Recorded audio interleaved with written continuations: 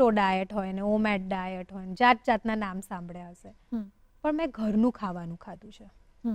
મેં એવી ચોઇસીસ બનાવી હતી કે ભાઈ રોટલી ખાવ તો ભાત ના ખાવ ને ભાત ખાવ તો રોટલી ના ખાવ. મેં એવી ચોઇસ બનાવી હતી કે શાક વધારે ખાવું, રોટલી ભલે 2 ઓછી કરી દઉં. મેં એવું કર્યું કે ભાઈ બધું ભાત ને રોટલી પર મારો ના રોટલો છે, ઘઉં સિવાય ને ભાત સિવાય એટલે ચોખા સિવાયની વસ્તુઓ ખાવું, સેલેડ ખાવું, એક ટાઈમ હું કાચું ખાવાનું ખાવું અને સારી રીતે આમ સેલેડમાં તમારે જે નાખવું હોય ખાઓ.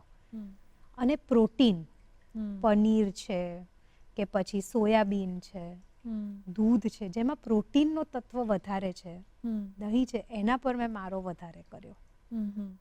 એટલે આને રાઈટ ખાવાનું કહેવાય. રાઈટ ખાવાનું એટલે પોર્શન ઓછું કરો તો શું વધારવું, જેમ કે શાકભાજી વધારવી ને રોટલી ઓછી કરવી, પ્રોટીન વધારવું અને કાર્બોહાઈડ્રેટ જેમ કે ઘઉં, ચોખા, કોઈ પણ બ્રેડ હોય, જુવાર, જે પણ એ બધું ઓછું કરવું.